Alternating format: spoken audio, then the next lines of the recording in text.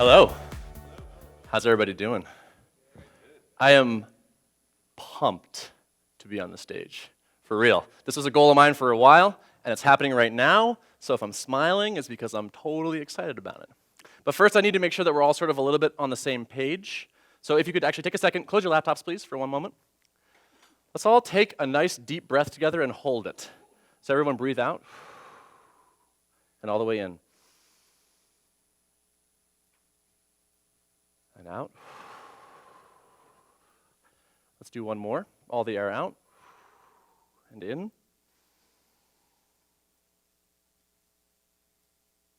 And out. All right. Now I just need to make sure that I have you for real. So on 3, could you please all give one clap? Ready? 1, 2, 3.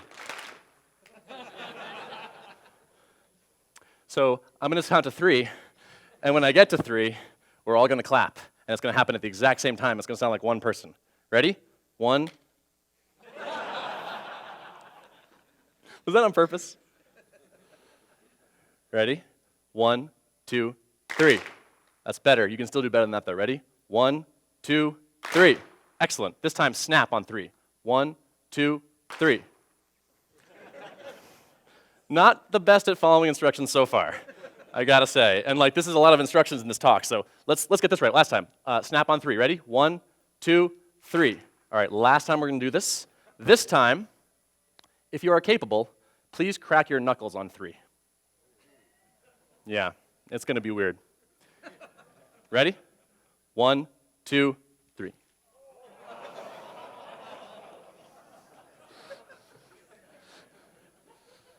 That was a little grosser than I thought it would be, actually. So let's go. Let's do this thing. So a lot of speakers begin to talk by telling you about themselves. I'm going to tell you about you. So I ended up throwing away the first couple versions of this talk because I realized I wrote it in a vacuum, and I didn't know who was going to be showing up at this conference. We've never had a MicroConf starter before. I wasn't sure who was going to show up. And so I decided that I would do a little customer development and research, and I sent out a survey. And about half of you filled it out. I got about 50 responses, and so I think it's a pretty representative sample. And I'm going to show you the most important thing I learned. I'm going to share a couple details throughout the talk of what I've learned from that. But I think the most important and most relevant is this graph right here. This is how much money you're currently earning from some sort of digital product, like a plugin or a SaaS or a screencast or an ebook. And you'll notice the biggest group is at $0 per month. Currently? Yeah. There's no shame in that. There's no shame in that. Almost everyone's in that group, if you consider the globe in particular. The next group is $1 to $999 a month. So we have about half of you in the $0 a month group. We have about 25% in the next one, under $1,000 a month, and it falls off pretty fast from there. And so when I saw this, I realized, okay, we've got about a 50-50 split in this audience. Half of you have started, and half of you haven't. And I thought this presented an interesting challenge as a speaker. I've never talked to an audience that was kind of divided right down the middle. And the reality is I have very different advice for those two groups. And so here's the plan. If you haven't started, I'm going to be giving you prescriptive advice. I'm going to be laying out a process that goes 1, 2, 3, 4, 5, because you're getting going. And in the beginning, I think it's really useful to have detailed prescriptive steps. Consider how you would learn to cook, for example. In the beginning, you want a recipe. Something that spells out every detail, and you should follow it really closely. As you get experience, you can pick and choose ingredients and combine them into interesting things. So that's what I'm going to do. I'm going to start with prescriptive advice for those of you that have not begun, and then I'm going to throw out a whole bunch of tactics that have worked for me. I'm going to show you my greatest hits over the years. So here's your pay if you pay attention. Clear process or best tactics. And I'm going to start with how I started. That's interesting. That text wrapped down. My aspect ratio has changed. Who knows what's going to happen in this now? Fascinating. Okay, so here's how I started. I was a programmer 7 years ago. I'm a professional developer. I'm writing code for money, and I'm using a text editor called Vim. Yeah! I'm with my people. I knew it. I knew it. So Vim, it doesn't matter what Vim is if you don't know what it is. It's just a text editor. It's a tool that programmers use. It helps you write code faster. And that's what I loved about it, is that it made me more efficient. But the thing about Vim is that it's hard to learn. it's got a bit of a learning curve, and it's really, really deep. You can just keep learning more and more things about it. But I was fascinated by it, and every time I kept investing in it, I got better at writing code faster. And so I kept learning, and I started to become a Vim aficionado, I guess. And I started helping my coworkers write better, use Vim better as well. I would be pair programming with them, and I'd be like, you can use this thing. And they're like, oh, cool. And after a little while, I became the Vim guy. And they started coming to me for advice. And I loved that, because I love teaching. That's why I'm here right now. Like, teaching is my jam. And so after becoming the Vim guy at work, I was like, how else can I teach this? Where can I teach a little bit more? And so I emailed the organizer of the Boston Ruby group, volunteer meetup for Ruby programmers, and I said, hey, can I give an 8-minute lightning talk, just teaching the basics of Vim? And he said, yeah. And so I did that, and it went really well. And I was like, that's interesting. And so I decided at that point to apply to give my very first conference talk ever. And my theory was, maybe I can give a 40-minute talk about Vim? Maybe. I'll be honest, I was a little bit worried. I was like, can I get anyone to show up to a 40-minute talk about Vim? Like, that's not everyone's cup of tea, to put it lightly. And I was also a little concerned, like, can I hold attention for 40 minutes? Because attention is important to me. So I applied, and I got accepted, and I gave the talk. And this is me doing it. And you can see in this photo 2 things. One, there are people, so that worked. And also, I'm smiling, and I'm smiling because it's working. Like, people are paying attention. They seem to be getting value from this. And so I said, okay, people are willing to pay big bucks to come watch me talk about Vim at a conference. Maybe they'd be willing to pay small bucks to watch me talk about Vim in a screencast. Maybe I can distill down what I've been teaching and sell it as a product. And so I did it. I bought a screencast about making screencasts, which of course exists. I bought a microphone and a pop filter, and I started going to work on the weekends because it was the quietest place I had access to, and I had a Mac in it, and I could use that software. And I spent a bunch of weekends in a row working on the screencast, made it, and released it. I put it up on a Shopify for $9. It was about a 35-minute screencast. And something interesting had happened along the way while I was becoming the Vim guy, was that people started following me on Twitter, and they wanted more Vim knowledge. I had developed a reputation among these folks, and also among the people at the Boston Ruby group. And so when I launched, I sent an email to the Boston Ruby group and said, hey, you may have seen my Vim talks. I have a product now. And 5 minutes later, I got an email that changed my life. And this is it.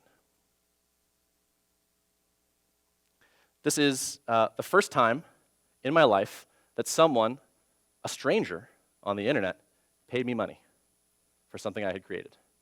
And when I saw this email, I had like a physical reaction. Like, my heart started pounding. I was wasn't quite having trouble breathing, but I was just like, this adrenaline blast went through me. It was like a happy panic attack. Thank you. And so everything changed. A lot of things changed for me that day. It changed my relationship to money. It changed my relationship to time and work and effort and creation. And so my goal for those of you that haven't started is to have this experience, is to get this first email, because that first email, at least for me, was transformative. And my guess is that for some of you, it's going to be transformative too. So the screencast did well. It went on to actually sell maybe $10,000 worth of those screencasts over time. It kept just sort of trickling in money, and I found ways to repurpose it. But eventually, it got a little bit long in the tooth, a little bit old, and so I sort of quote-unquote retired it, but we retired it to YouTube. So it's actually freely available on YouTube right now. You can check it out. Not right now, please. But you can, if you want to see the very first thing I ever made, you can. It's still out there. So my mission is to give you, those of you that haven't started, that experience. So here is what I would do if I started over. I have an audience now that affects how I launch things and what I do, but I'm trying to put myself in your shoes and imagine you have no audience and start from scratch. And it turns out that process that I took was kind of mostly right by accident. I kind of accidentally worked my way into a good position. But there are some things I would change today to improve it even further. So if I were starting over, the first thing I would do is teach. So what do you teach? What should you teach? What should your topic be? Here's a tip, a couple prompts. What is something that you from 6 months ago would have found valuable? Like, what would have saved you some time and some agony? Especially, this is a great topic, if it would have saved you that time and agony at work. That's a really good one. Another question is, what are people already asking you about? That's a good sign for two reasons. One, because people already view you as an authority, and two, you have expertise in that thing. And the final thing is, what is something that you're really into, that really captures your attention, and you're willing to put work into, that bores other people? And I really like this one. So I was having breakfast yesterday with one of the attendees here, Jason, and we were trying to come up with like a first info product type idea for him, and we had kind of stalled. And then the conversation moved on, and at one point he tells me, he's like, yeah, I always end up spending so much time doing billing and expense reporting when I'm freelancing because I just love that stuff.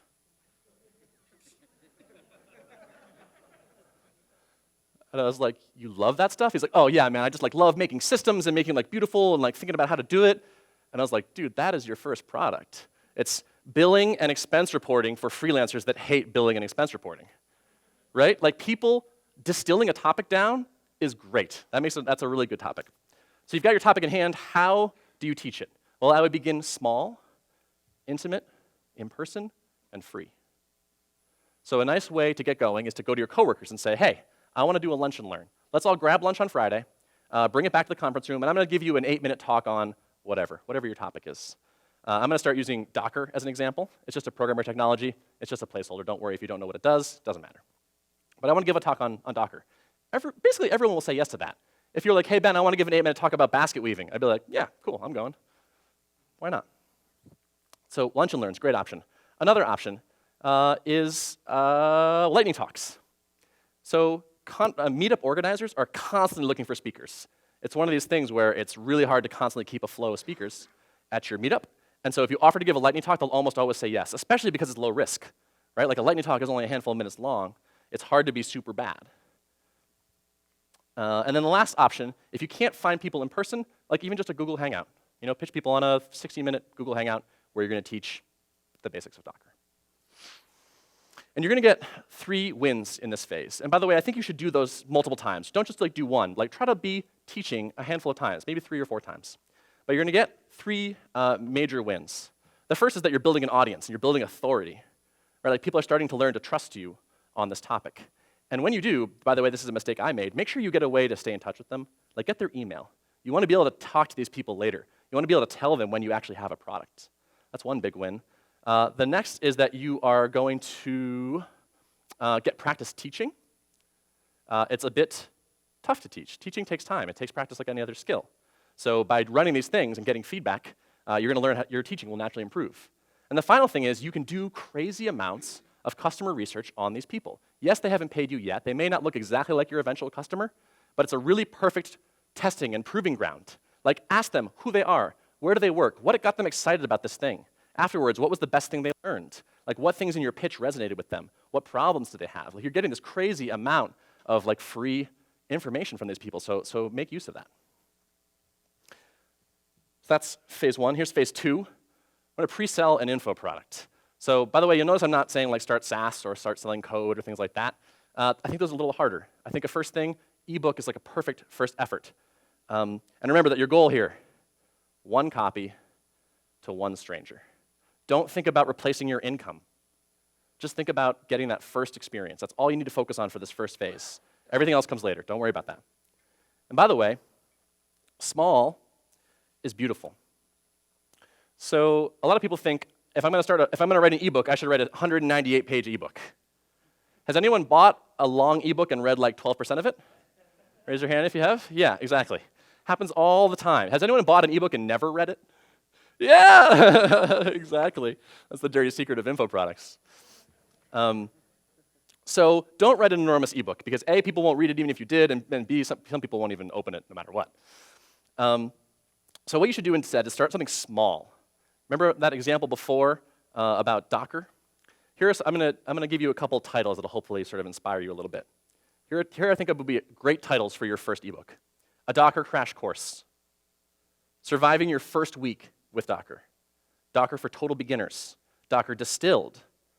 Docker for non-programmers. What I wish I'd known about Docker when I started. Why Docker sucks and what you should use instead.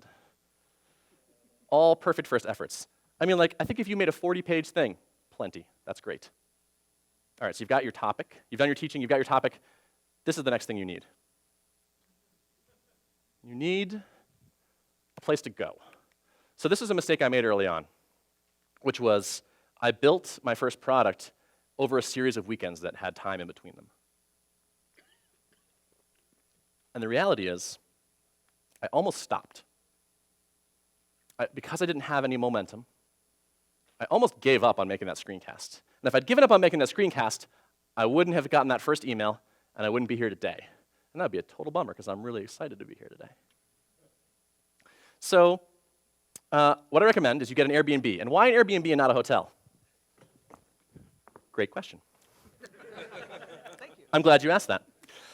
Airbnb instead of a hotel because an Airbnb has a kitchen.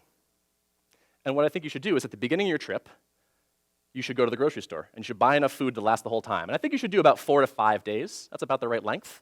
You know, do it over a weekend. You can maybe take a couple days off work and negotiate with your significant other. But about 4 to 5 days is about right. So go grocery shopping, get all your food. And that way you don't need to leave to cook or to leave to get your meals. That will interrupt your flow quite a bit. Like, there's nothing worse than being like, this is going great, but I'm getting pretty starving. Let me go pull open Yelp and start looking at reviews around me and what's open and what's good and all that. You don't want that. So Airbnb. So your goal over these 4 days is what? It's really simple and it's really focused. Write one chapter of your ebook. And by the way, don't write the introductory chapter. Don't write the why this is going to be an awesome ebook chapter. Write a meaty chapter, like pick something out of the middle. Pick your best stuff. Chapter, table of contents. Tell people what you're about to do or what you're going to do, what the eventual book will look like. And you need to have a way to get paid. You need a sales page. Now, developers, I'm very sorry, but you're not going to be building the sales page manually. There's going to be no HTML or code. If you are coding a credit card form on this thing, you've messed up. That's a side quest. Don't do it. Instead, use this. Use LeanPub. Anybody use LeanPub? Nope. Oh, we got one. Yeah. So LeanPub is great. So LeanPub is, as you can see in their nicely done H1, you can write, publish, and sell in progress and completed ebooks. So they're built around this idea that you want to pre-sell your thing. You want to start selling right away. That's going to get you excited. It's going to get you validation. This is what I want for you. So don't mess around. Just use LeanPub. It's great. It's even like you can push updates to it really easily so that those get sent out to the people that have bought it already. Highly recommended. So I want to share another bit of that survey, which is a really common phrase that showed up. I asked a free-form question, which was, what are you hoping to get out of the talks at MicroConf? And a lot of people said, inspiration or motivation. And that's a reasonable answer, but I noticed something really interesting, which is that the people that said they wanted inspiration or motivation hadn't started. It didn't come from almost anyone that had already gotten going. And I think this exposes a really interesting paradox, which is that a lot of people, and it's natural to assume, that you get started, you feel inspired and motivated, you get started, and then you have success. I think the reality is you get started, you have success, you feel inspired. That's why I'm focusing so much around that first email. I don't want you to wait for inspiration. I know it's scary. I know you have a little analysis paralysis. I know you're not sure if it's going to work. I know it feels intimidating. But don't wait until you're in the perfect mindset and then get to work. There was once this author who was well-known and prolific, and someone asked him, do you write on a schedule or only when you're inspired? And he says, I only write when I'm inspired. Fortunately, inspiration strikes every morning at 9 a.m. sharp. That's you, okay? By the way, this is the best book ever written on this subject. It's amazing. It's about what happens in your mind and your brain when you get close to doing the thing you know you should be doing. All right, I've been talking for a little bit. Let's get weird. Let's do another weird thing, because I'm kind of obsessed with weird things. I'm going to count in rhythm, and then I'm going to ask you to count in rhythm too. And it sounds like this. 1, 1, 2, 1, 1, 2, 3, 2, 1, 1, 2, 3, 4, 3, 2, 1, 1, 2, 3, 4, 5, 4, 3, 2, 1. Got it? Try it. Ready? And 1, 1, 2, 1, 1, 2, 3, 2, 1, 1, 2, 3, 4, 3, 2, 1, 1, 2, 3, 4, 5, 4, 3, 2, 1. I need more participation than that. I'll slow down a little bit. Here we go. 1, 1, 2, 1, 1, 2, 3, 2, 1, 1, 2, 3, 4, 3, 2, 1, 1, 2, 3, 4, 5, 4, 3, 2, 1. Excellent. Now, I'm going to give you a slight challenge. When we get to 5, don't say 5, clap instead. So 1, 2, 3, 4, 4, 3, 2, 1. Everybody ready? Ready. And 1, 1, 2, 1, 1, 2, 3, 2, 1, 1, 2, 3, 4, 3, 2, 1, 1, 2, 3, 4, 5, 4, 3, 2, 1. Well done. Excellent. Excellent. All right. I have a harder one, but I don't think you're ready for it. I'm sorry.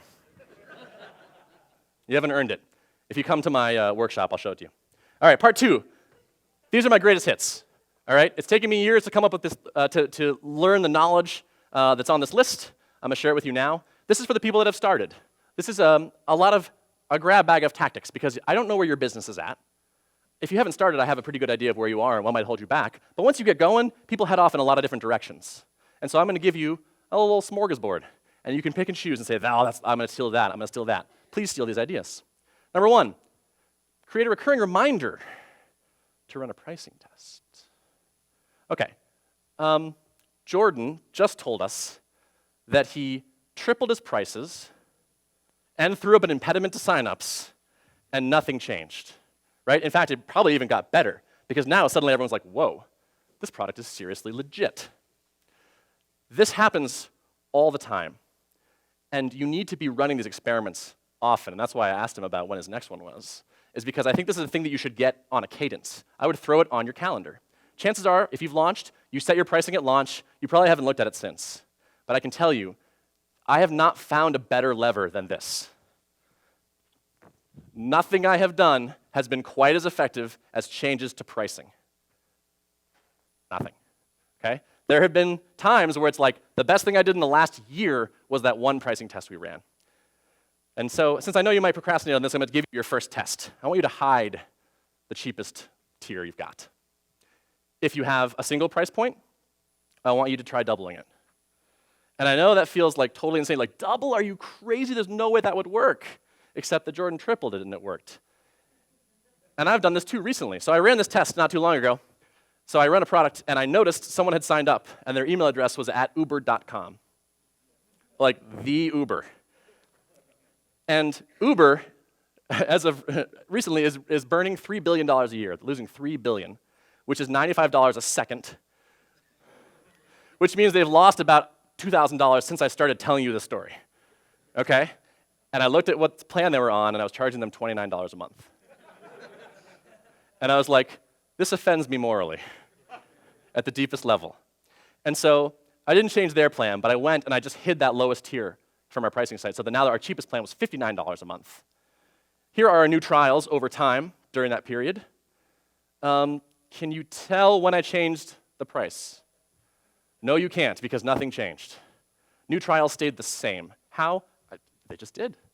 Maybe we seem like more of a premium product, so we're appealing to a higher end of the market. It just kept working.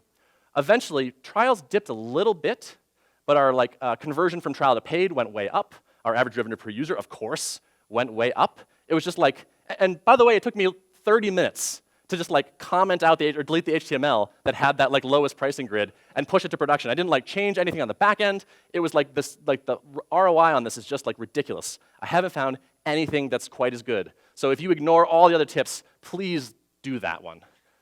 And I'm running a workshop on this, by the way, so if you want to talk more and want to raise your prices while you're still at MicroConf, which I will help you do, let me know. This, by the way, is my goal in life right now. It used to be I measured my success by the number of people I converted to Vim. Now I'm measuring my success by the number of people I convinced to raise their prices. All right, number 2, create an email course. This has printed money for us. So I run a education site, and a lot of people that sign up for it are hoping to get a better job in Ruby on Rails. They either want their first one, or they want to improve the one they have. And so I wrote an email course called Land Your Dream Rails Job, a free 5-day crash course. And we drip it out over using drip, and people sign up for it. And it's a good. I put a lot of work into this, by the way. This is a solid course. This was not something I dashed off. It took a while, and I got a lot of feedback from people in the company, and so it took some work. But once it was up, it started converting about 10% of the people that went into it. 10% is kind of ridiculous. People are probably crushing that. Brennan probably is laughing at me right now. But 10%, that's an amazing channel. Like, you don't need a lot of those to make an awesome business, I think. And so this thing was just nuts for us, and it runs totally autonomously, automatically. It's like marketing automation is a thing, and you should use it. Jordan talked about flywheels. Like this for us, I think of flywheels as things like keep spinning faster, but this lease for us was just like free money. It's like 2 weeks of setup, and then just now it just goes. Number 3, integrate and partner. I sort of slept on this one for a while. I didn't think about this so much, and I saw other successful software people doing this, and I was like, I don't get it. I'm not really into it. I don't understand why they're doing it. Turns out this is like an awesome lever you can pull. So 2 quick stories on this one. One is I have a product that is for taking data. Doesn't matter what it's for. Never mind. We integrated with Zapier. It was useful to take our data and let people pipe it out through Zapier into other apps. And so we integrate with Zapier, and Zapier writes a blog post about us. And they say, the product's called FormKeep. They're like, a FormKeep review. And they post it on the Zapier blog, which has ridiculous domain authority. And so we get new customers all the time that go see that blog post. Zapier says nice things about us, and they come sign up for us. It's just like another free, effectively, free channel that's going to continually throw customers at us all the time. And it's a win-win for us. Like, Zapier wins and we win. This is an easy thing to pitch to people. Another example, with that the education product that I was telling you about, I went to a supposed competitor. He also ran a Ruby education site. And I said, look, man, our audiences are probably different enough, we have different enough customer bases, that we should do a deal together. We should take a year of our stuff and a year of your stuff, and we should knock like 30 or 40% off of it, and then we should sell it to people, and we'll cross-market it. And we made $100,000 in like 4 days. Yeah. And those are annual plans. Like, when those things renew, and we gave them a discount. Those things renew at the full annual price. So a year from now, who knows, we might make another $150,000. We won't keep all of them, of course. But like, those people are going to renew on annual plans, and a bunch of those things were teams, which, at least for my business, has like way higher LTV. So this has been huge for us. Speaking of annual plans, you should have one. You should have some. You should consider having it, talking about it in a few places. One is on your checkout page, your pricing page. This is a great pricing test to run, by the way. Like, what if we default to annual plans? A bunch of people will take you up on that, and they'll just give you a bunch of cash up front. You need to give them a discount. Like, it's very common, like 10 months or 12 months for the price of 10. But like, all that cash up front is wonderful. Another couple of great places to try this is I have an app where we send an email on day 86 and say, hey, looks like you've been having some success with the product. That's great. Glad to have you with us. Are you interested in switching to annual billing? It's good because it makes your accounting stuff easier, fewer receipts to deal with, and plus you can save some money. And by the way, we're going to be billing you in 4 days on your 90th day anniversary. So if you want to do this, just let me know soon, and I can switch you before we bill you next. And then I follow up 2 days later, like, hey, just so you know, 2 days later, and we're going to bill you again. And this works pretty well. Also, a great time to send an email. There's an email that prints money, which is at the end of the year, right around like early December, you send an annual offer to like everybody that's on a monthly plan and say, hey, if you have a bunch of money left in a budget that you need to spend, we'll take it. If you want to simplify your billing, like this happens. If you wanted to like show a loss by spending a bunch of money all of a sudden, we can help you with that. That's one of those things where like takes 45 minutes to like get this email out, and then just like money, money, money, money, money. If you like money, you might like this. Number 5, put faces near things you want clicked. So why wouldn't you take advantage of the fact that humans have evolved for millions of years to be interested in faces? Like, all of you are looking at my face, presumably. Like, we look at faces. We're into them. We're wired for it. We can't help it. And so put your face near things you want clicked. Here's an example. My face is midway between the play button, which I'm happy if they click, and the subscribe now button, which I'm happy if they click. So it's like your eye is like right between these two things, like both of which are good for me. Here's another example. This is from the Drip homepage. This pops up on like in the corner. Look at that smiling face right next to the thing they want you to look at. I would bet you $1,000 if you did an A/B test and replaced that face with something like a screenshot of the Drip interface or the blue logo Drip thing, that you would tank conversions. I'd happily put $1,000 on that A/B test. Faces, they're good. Number 6, try diving save. So on the educational site that I run, people often, we track cancellation reasons, and the most common one for us is that people don't have time. Really super common. Like they sign up aspirationally, they thought they were going to be doing it a lot, and like, it turns out I don't quite have time. And so about a day after they cancel, we send them an email that says, hey, saw you canceled, no big deal, totally happens. thought I'd mention that a lot of people tell us that when they cancel, it's because they don't have quite enough time. And so I was thinking, what if we switched you to an annual plan at a big discount? That way you've got plenty of time to make use of the product and get value from it, but you're still saving a bunch of money. And a fair percentage of people take us up on this. It's probably 5% or so. And I'll tell you, it is the best feeling in the world to take someone that just churned and is now worth 0 and go into Stripe and switch them to an annual plan and charge them $150. Like, that is the best. At least for me, but I don't know. Number 7 is start a podcast. Podcasts are actually pretty low on time requirements because you can outsource the parts that are time consuming and that suck. So you can use something like Podcast Motor to handle the editing and the note creation and the posting of it. And you can kind of get your process to the point where you just show up more or less, record for an hour or so, and then ship off the recording and you're done. Is that accurate for Bootstrap Web, Jordan? You guys use them, right? Podcast Motor, yeah, and it does the trick, yeah. You basically just show up, talk on the mic, and you're done. Yeah, Jordan confirms, Mike probably confirms. You guys similar thing? Yeah, it's not a huge time requirement. And podcasts are great in terms of like a return on investment. Here's a great thing. So say you're a company, you're trying to build a little bit of influence, you're trying to look cool in your industry and impress people. People tend to say yes to podcast interview requests because, just like you, it's easy to do it. You show up and you record and you're out. There's no prep. And so you can often get big names in your industry to come on your podcast. And then you can often get them to tweet about your podcast. And like, there's a link to your company's website. Like, it's a really good lead gen. This has worked really well. I host a weekly podcast called Giant Robots, smashing into other giant robots. And we get a lot of people signing up for ThoughtBot's products that say they found us through the podcast. Number 8, manually onboard customers. I love this one. If you're working on a new product, or if you've never done this before, which you probably haven't, I highly recommend watching someone sign up for your product live. Like, hop on a call with them, have them share their screen to you, and say, could you please sign up? And just talk out loud as you're doing this. It'll blow your mind. If you've never done it, you will cry.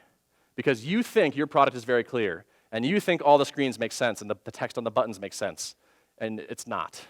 You're going to find out that it's not. It's confusing people. And you will pull your hair out because you'll watch like someone like, I'm not sure where I go to change the title. And you're like on the edit title page, and there's the box, and there's the thing that says change title. Like, people, it's amazing how little people will read.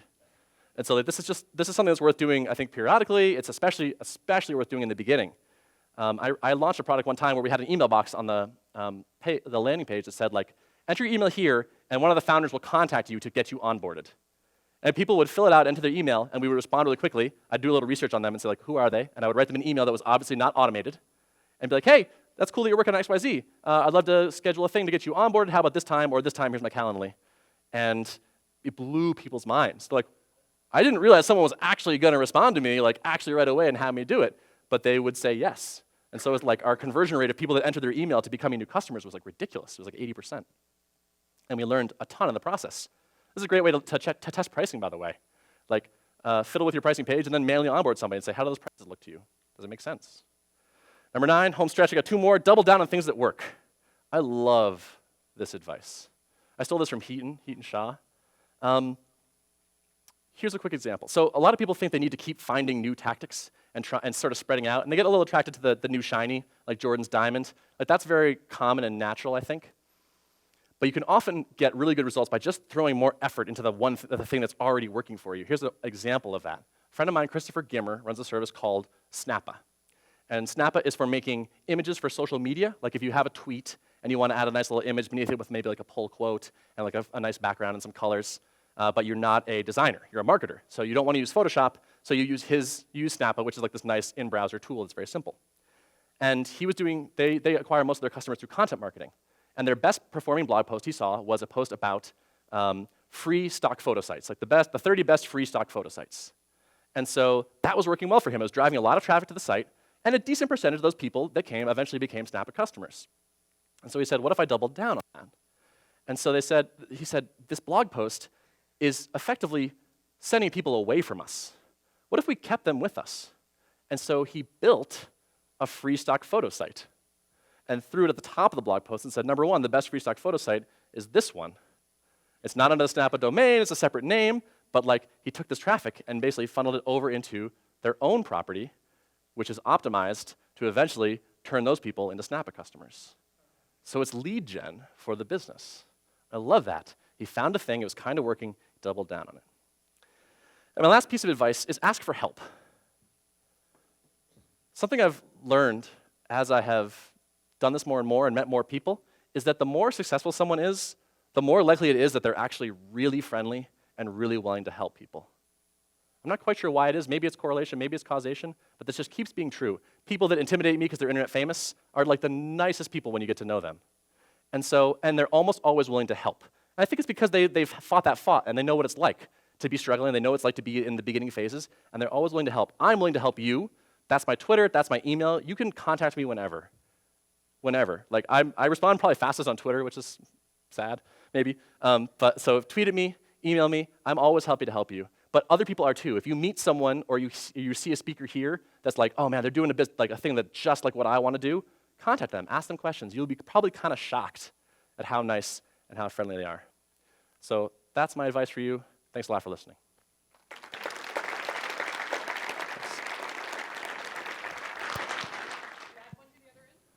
So the question was, when you do your pricing tests and you get rid of your lowest tier, do you add one to the other end? That's a great idea. I didn't do that when I ran that test myself, because we get almost no uptake on the top end.